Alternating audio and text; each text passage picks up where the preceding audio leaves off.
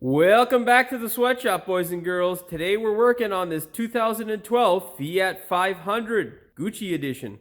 What we're doing on the Fiat today is we are replacing the rear wheel bearings. We are replacing 2 of them, and it's also a blessing in disguise because I can show you why it is important to put your car up in the air and check it when you have a bearing noise. Unless you don't mind your wheels falling off, it is definitely a good idea. That being said, this is definitely not a hard job and something that you can do in the driveway provided you are mechanically inclined. Of course, if you are going to crawl around under your car, employ the use of jack stands because the pancake effect is not really fashionable. Before we get started with today's video, do me a big favor and hit that subscribe button to support my work, as well as the notification bell so you never miss one of my new videos. Well, let's get started. We are currently looking at the passenger side rear of the vehicle, and with this you can hear that the bearing is bad by simply spinning your wheel.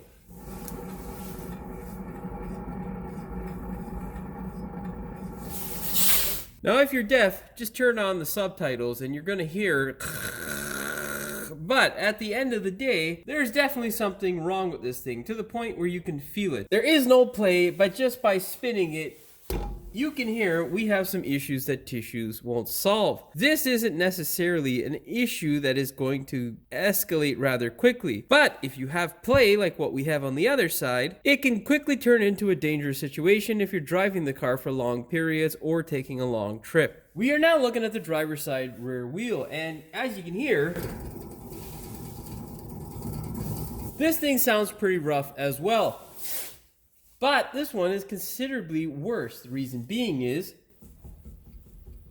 it's got some play. Now, why it is important to check is because you wouldn't be able to hear the difference between the 2 wheels, of course. There really is no difference in terms of sound, but this guy here, because it has the play, can potentially be considerably more dangerous. With the play present, you have the potential for the wheel bearing to grind away and create much more heat and friction while it travels down the road. And of course, the longer that you drive it, the hotter it gets, the worse it gets, to the point where you could potentially lose a wheel. Of course, you'd have to be partially brain dead in order to get to that point because there's, a lot of stuff you got to chew through, such as your brakes and whatnot. You'll definitely feel a issue before you get to that point, and if you don't, well, maybe you should not drive. So in short, basically with that play, it does make it much more dangerous, and of course the longer you go, the more heat you create. So if you have a bearing noise, this is why it's important to get it checked out. Now, that's enough blah blah blah. Get yourself a 17 mil and a flat screwdriver, peel off the cap, and then take your wheel off.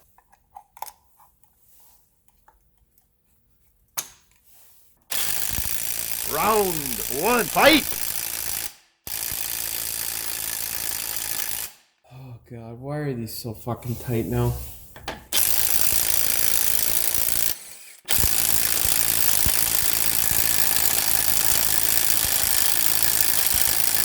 Sonic boom! You lose! Round 2, fight!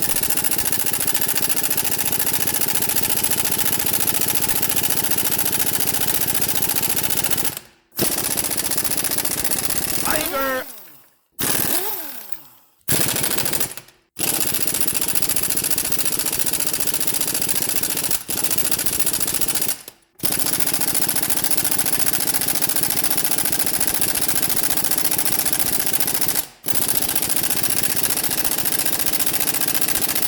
You lose! Oh man, this is why, my friends, it's important to use a torque wrench. Let's go get my 3/4 inch gun. Had enough of this shit. Round 3, fight!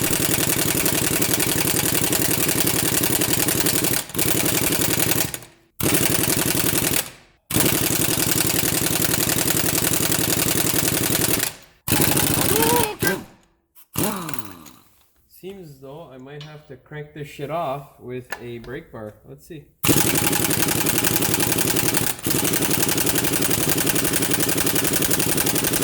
Let's get a 17 mil, 3/4.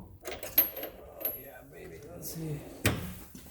Will it fit in there? Oh yeah, you will. Perfect. That'll do it. In case you guys are unfamiliar, whenever you have an adapter or extension or anything really, it takes away juice and yeah, makes your gun seem a lot less powerful. Don't kick the camera if you're filming. Anyhow. Final round. Fight! You win!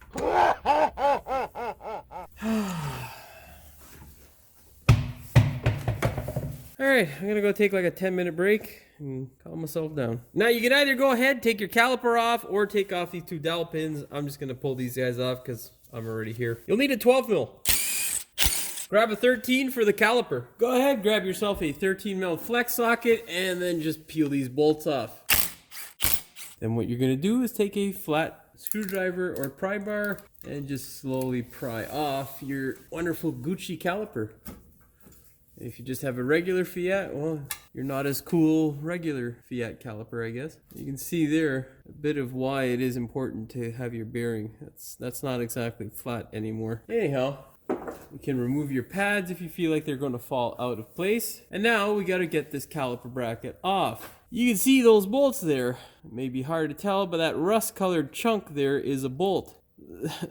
Unfortunately, this stupid ass design here by Fiat makes our lives quite difficult because the majority of wrenches are a 12-point wrench. And whenever a bolt gets to that point where it looks like this, it usually isn't a 13 mil anymore. Usually works out at something like a 12.5. So hopefully we can get these things loose. I don't have much faith. I'm gonna try and get a crow's foot on the top here to get these guys loose, and down here there's not much room, so we'll hope for the best. Well, it's been quite a while for me at home and a split second for you. This here is a 13 mil, or what used to be a 13 mil in 2012. This has now turned into what can only be described as a 12.5 mil. Of course, no one that I know of makes 0.5 sizes. A half inch, even though it is quite commonly said to be the same as a 13 mil, is not. The half inch is slightly smaller. What you need to do is, of course, slip a wrench in there and pray to God the stupid thing comes apart. If it doesn't, you will probably need to take this to a mechanic, or you will end up for sure crying yourself to sleep. The next step, if you don't get the stupid thing apart with this retarded design, is to pull off this complete spindle portion away from this suspension portion, which is just when mechanics see stupid things like this, unless we can express this to fellow mechanics or people that are around at the time, you most likely will die of an aneurysm because of the sheer stupidity that builds. If you can't offload that stupidity, you burst a vessel in your head because you're just like, what the fuck? It's like, what? Like, I don't understand. What is this? Like, why would someone design something so stupid? It doesn't look that stupid, but I'll show you from dead on what it looks like. You can't see these bolts. You can see a quarter of this bolt here. It is so stupid. Like, I don't understand who designs this shit, you know? Anyhow, well, I'm gonna take a break because my fucking head's hurting. Fuck, man. Anyhow, if your bolts look like that, you will be happy to know that Jimmy has done the work for you. This here is an M10 by 1.25 pitch. What that means is that it's not some stupid standard crap. It's a metric bolt that you can get very popularly with a Japanese car. Of course, unless you have a bucket of bolts that contains shit like this, you're kind of screwed. Of course, the Japanese use a 14 mil head, most commonly mated to an M10 size bolt. So dive around somewhere in a scrapyard to get a bolt that resembles this bucket of shit, because if you call your Chrysler dealership, they're going to tell you, well, if you're in Ontario, that they're $4.20, and they're of course a day or two away. I think they priced these out at $4.20 because the person who designed them was goddamn high when he designed this shit, because this is stupid. Like, no one in their right mind designs stuff like this. You know, you've got to be mildly retarded to be like, yeah, boss, this is a good design, eh? Yeah, give it to Tony. Let him put it on the fucking production line. Like, it's stupid. Let's show you how fucking stupid it really is. Yes, that's right. We are currently looking dead on at the caliper bracket. This is the bolt. You can see half of the goddamn bolt there, maybe even 55% of the bolt. This one disappears behind this. This whole section here could be cut away and just be as strong. This section here could be cut away and be as strong. So you can access the bolts with a socket like a normal human being. There's no words.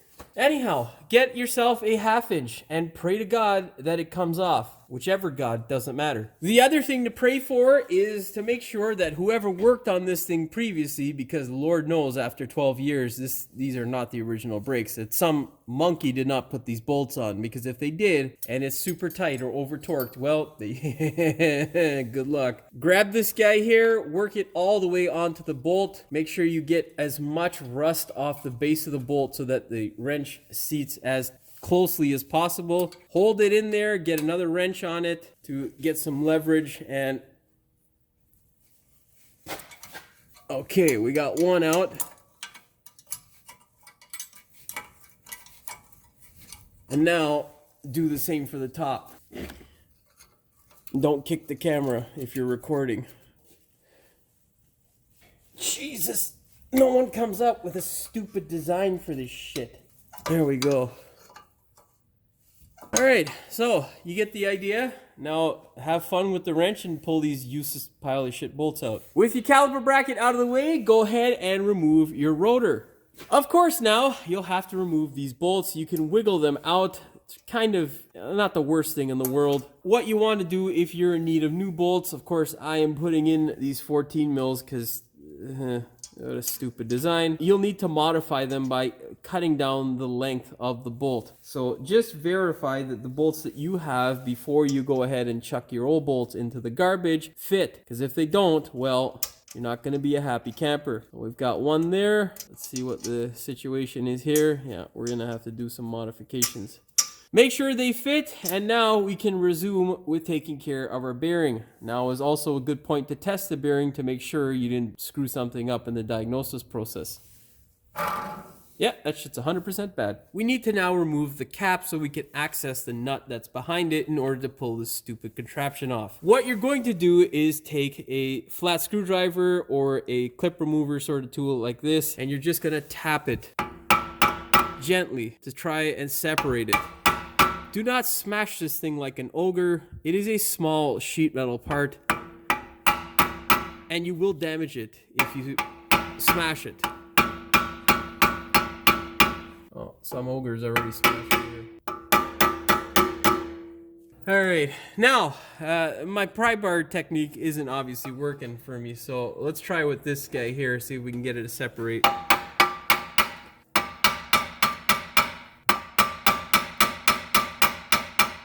That's how you want to play it? That's how you want to play it. Okay, alright, no worries. You better get the fuck off this car, bro.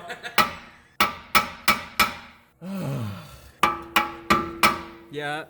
Alright, you're gonna utilize this open area here so you can get a better angle. Pointed out by my good friend Carlos there. There we go. A little bit of abuse later, your cap should start to separate. Now, of course, you can go ahead and replace this stupid thing, but yeah, we're not rich and we're not going to. All right, now you can see our wonderful nut. Now the new bearing says, oh, that doesn't look like there's any grease in there, but there is a lot of graininess. Wow. Anyhow, you know, every time my blood pressure raises, that's when I lose tools. You know what? This is why we have two of everything as a mechanic. Get your other 1/2 inch gun. All right. Once you found your 1/2 inch gun, go ahead, put a 32 mil on it and smash that nut off.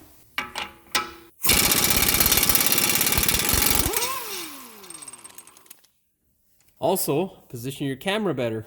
Now, if there's no sort of special retardation with this bearing, it should just come right off.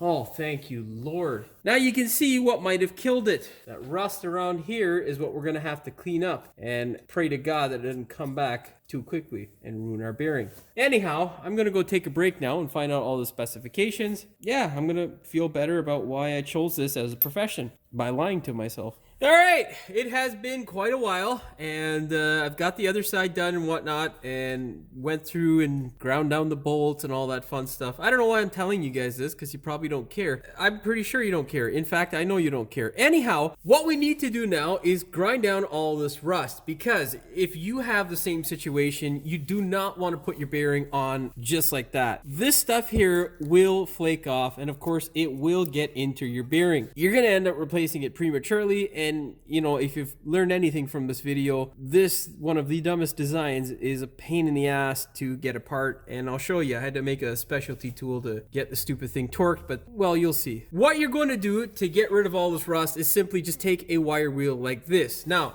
two things you don't want to hit. One of them is currently not in frame. It is the ABS sensor on this side. And then you don't want to hit this shaft here. It is nice and machined, and you want to leave it that way. So slowly but surely, try to take off as much rust as you can. Most integral to the lasting of your bearing is taking off any sort of chunks or flakes in this area here, because when you torque the bearing, it may knock some of that crap off, and because the bearing has a little bit of an overhang, it will catch it and make its way into your bearing and kill it. So essentially what you want to do is just run this guy here like so.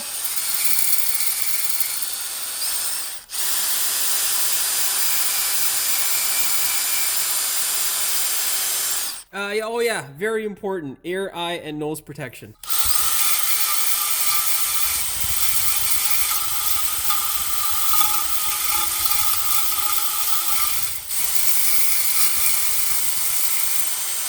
Now, knock off whatever chunks you can, and whatever chunks are left over, what you're gonna do is just take a little chisel or grinder or whatever you can and just knock them off.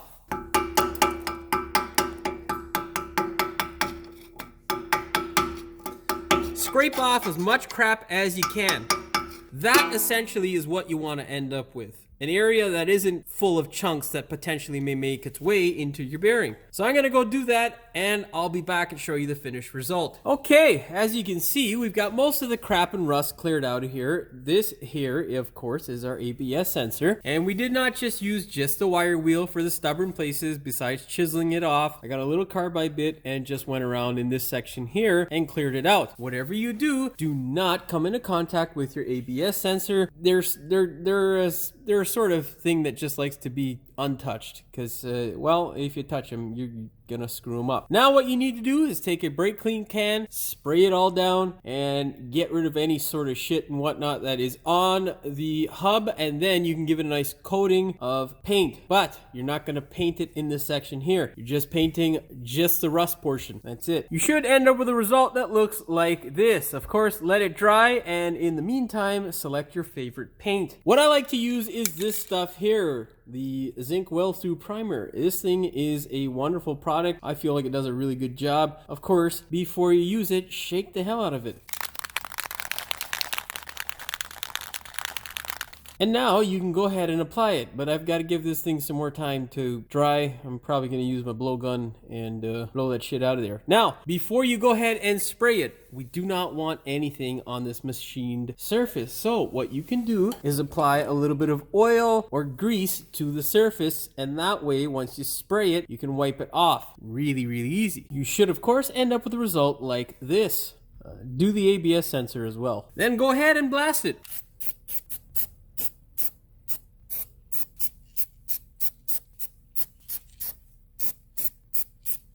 Yeah, whatever you do, don't get it on the threaded portion or anywhere you haven't greased it. Now, give it some time to dry and then wipe it off. With everything dry, what you're gonna do is take a rag and just simply wipe off what is not needed. Right? Look at that, see? Oh yeah. Oh yeah. See how easy all that shit comes off? Now, you also want to make sure you don't have any grease that stays on your spindle. You do not need any grease in this area. You need it to be clean. Excessive grease or packing a bearing that already has grease leads to you replacing a bearing again. Grab a cleaner rag and just simply wipe off all of the crap. Now, what you're going to do once you cleaned everything up is go ahead and slide your bearing on. You do not need to put any grease into the bearing or on the shaft of the spindle. Bad idea. You can see there is a slight amount of oil right in there. If I touch it, well, the crap that's on my glove will contaminate it. You can also see that this here is a packed or pre-packed, pre-greased bearing, which means you do not have to add grease. If you add grease, you will screw up your bearing and it will fail prematurely. Simply slide it into place Nice and easy. It shouldn't take any real pressure. Okay, and as I said that, of course, this piece of shit does not want to go on. Yeah, come on, bud. There you go. Tiger! Bud. Slide this baby into place. Oh! You know, the other side went on like a dream, and of course this side has to be a pain in the ass. Now, if you've ever wondered why we have a 29mm socket as a mechanic, I've discovered this. It's because it never gets used. It's super clean internally, so no crap's gonna come out of it. Just use that to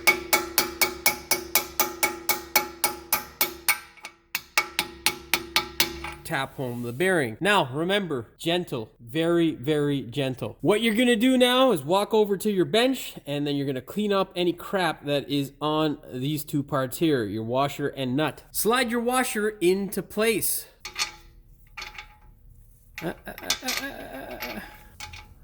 Thread on your nut. Now, it is integral to every bearing job that you torque the retaining nut or the CV nut to spec. The reason being is because if you under torque it, it will come off the vehicle and destroy your life. If you over torque it with a gun like an idiot, it will seize up and then come off and ruin your life. Don't be either of those idiots. Use a torque wrench. Can you use a gun to run it up? Yes, you can. Do I recommend it? With this style of bearing, no, unless your socket is brand new and doesn't have any crud or crap inside. So for that reason, what I like to do is just clean out the socket, slide it over the nut, and crank it down with a ratchet. Luckily, it's not that much and it doesn't take forever. So once you get snug, what you're going to do is set your torque wrench, boys and girls, to 207 foot-pounds or 280 newton meters and torque away.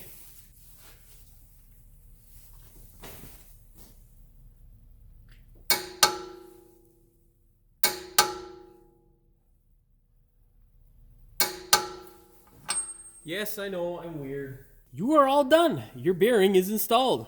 Spin it to make sure it spins properly and that there's no noises or issues that tissues just won't solve. What you're going to do is take your cap, inspect the back side of it, make sure that it is round around the circumference of it so that you can reuse it. If there's any crap or crud around this area, simply wipe it off. As long as your cap is nice and round and not complete crap, what you're going to do is bash it back into place. You can also replace it. They are relatively cheap. Unfortunately, we did not have them in stock at my local parts store. Do the bash, bash, bash now. Nice and easy. Don't want to be too hard.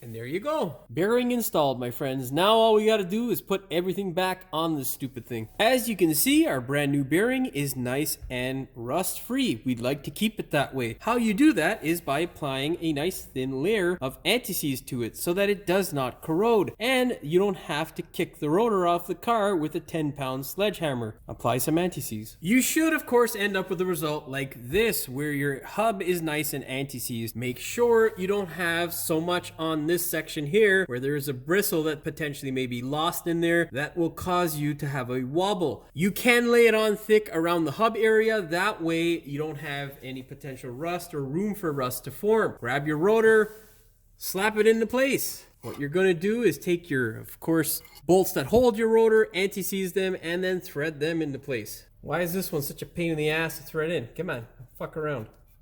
There we go. Fire them on. Set your torque wrench to 9 foot-pounds or 12 newton meters. Now, of course, the most wonderful of parts, we need to go ahead and put that stupid caliper bracket into place. This is my solution, 14mm Japanese bolts. So if you couldn't find any, unfortunately, you're gonna have to wait on the Chrysler bolts or Fiat bolts, which kind of sucks. So what you're gonna do, of course, is slide your bolts into place. The bottom one took some machining. This one here just slides right in. Anti-seize them, because if you don't, well, you're just asking for problems down the road. Grab your bracket, slide it into place. Of course, you can go ahead and re-grease and all that stuff if you like your car, and put it all back together. Thread your bolts in by hand. Even though I said I would, not torque these things, that's out of anger. I can't live at night, depending on what the bolt is, if I don't torque it. And you don't want to over torque or under torque it. So, it is important to make sure you come up with a solution. Son of a bitch, where are you? 3 minutes later, grab your ratchet wrench and thread these guys up.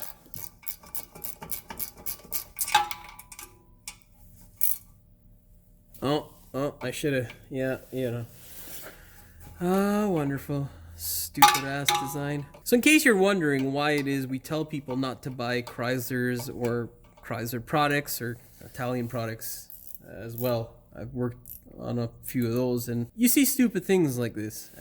What is the reason or purpose for this? Lord only knows, my friend. Lord only knows. Oh, too much rust in there still. Just thread it in. Oh, we get past the rust, and of course we put it the wrong way. Stupid Jimmy. There we go. Oh, I should mention that when I changed out the bolts, I did have to chip off some of the rust here in order to get those bolts to go in nicely.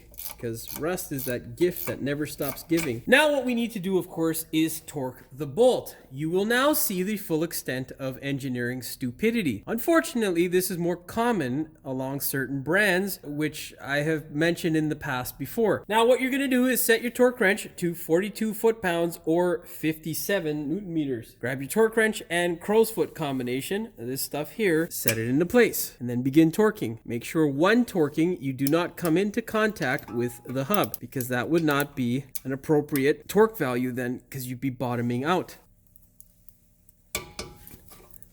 Of course, that was easy enough, right? Well, here you go. This here is the full extent of stupidity when it comes to engineering. Unless you have an extended crow's foot, which is not something I ever thought I would need, and really, till I did the first Fiat, wasn't something that I needed. You can't torque this goddamn thing. Now, you have to be careful and adjust for certain types of situations. Of course, this is one of them. What we have here is, of course, a junk socket. This was a 12-point socket, proudly made in Taiwan, which is a 3/4 inch socket that lived its life removing wheel lock bolts that were no longer needed because the customer, of course, lost the goddamn wheel lock. What you do is you cut a slot like this in the socket. You retain the 3/8 drive. You place that on your torque wrench.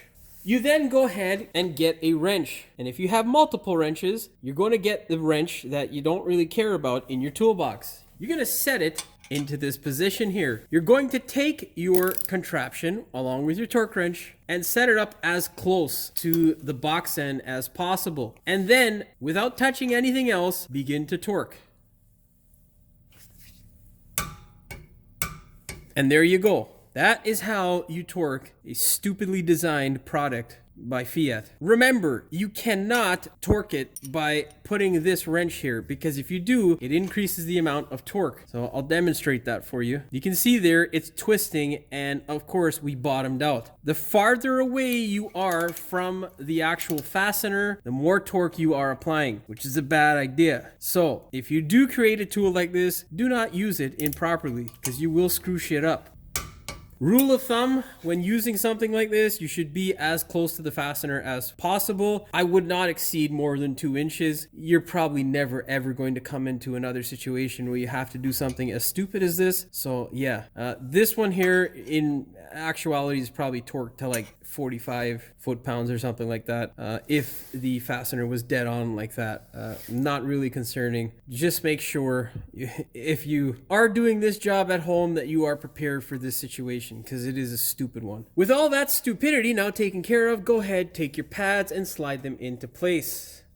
Make sure you don't mix them up. There is an inner and outer pad on this thing, especially if they are used. If you put them in improperly, you could end up with a squeal, and that would drive you insane. Take your nice green Gucci caliper and slide it into place. Make sure your brake hose does not have any stress or abnormal deformation when you put it back in. You'd be surprised how many people put these things in wrong and actually, come to the shop because they try to do their brakes on their own, which is usually a bad decision. Take your caliper bolts, thread them in. You can apply a little bit of anti-seize or grease to them. Set your torque wrench to 25 foot-pounds or 34 newton meters. That is that. It is now time to go ahead, grab your wheel, and put it on the car. Of course, if you gobbed on quite a bit of anti-seize, you don't need to anti-seize this area. If there is some area there where it is exposed and there is no anti-seize, put on some anti-seize because you don't want to kick the goddamn tire off on the side of the road because you didn't put on anti-seize. It'd be a bad idea, okay? Grab your tire and put it on. Thread your bolts in by hand. Hold your rim and tire onto the hub and then fire. Now, there are two different torque specs for steel wheels and aluminum wheels. Fiat wants you to torque your steel wheels to 63 foot-pounds or 83 newton meters. And for the aluminum ones, it's 75 foot-pounds or 100 newton meters. Personally, I think 63 is a little bit too low, so I'm gonna torque my steel wheels to the aluminum spec. Now, you can do what you like. I suggest looking up the specs for your vehicle and, of course, ensuring that you have the correct ones. Now, your very last step.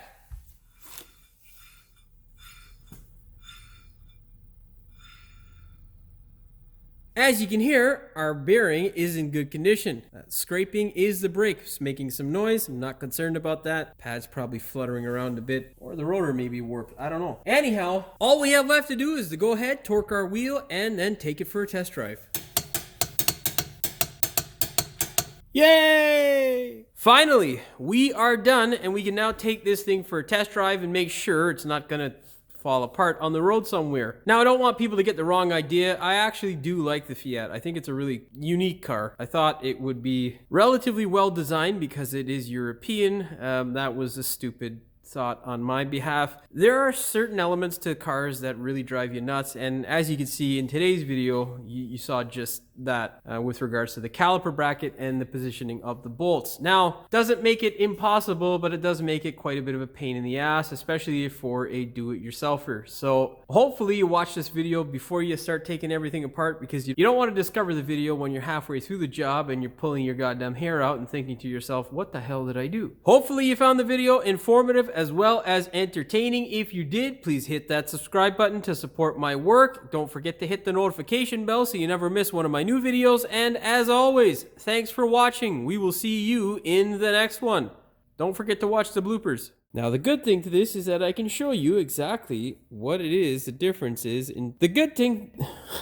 The good thing. Oh, Jesus.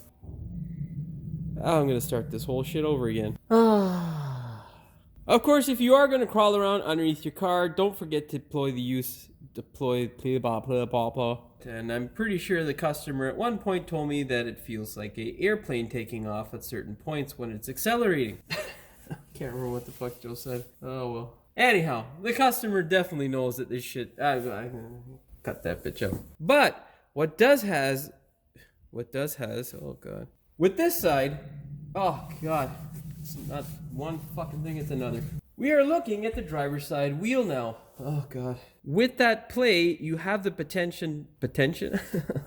So of course, with the plate, it has the potential to get dangerous much quicker, just because with the friction you can create a lot of heat, as well as just because with that plate you can create a lot more heat because it's easier for the bearing to kill itself, which of course makes it more dangerous for you. Oh my god, I'm just fucking blah blah blah blah blah blah blah blah blah blah blah blah blah. Fuck. God, fuck, man. I swear to God. Some days are just. It's all these stupid fucking European cars too. All of half a millisecond for you boys and girls at home, but it's been a good hour for me. I said good weird like I was some kind of New Yorker. Did you hear that shit? Good. What can only be described. And if you can't offload that stupidity, fucking morons at Chrysler and Fiat. So what you missed off camera was me saying fuck like 20 times.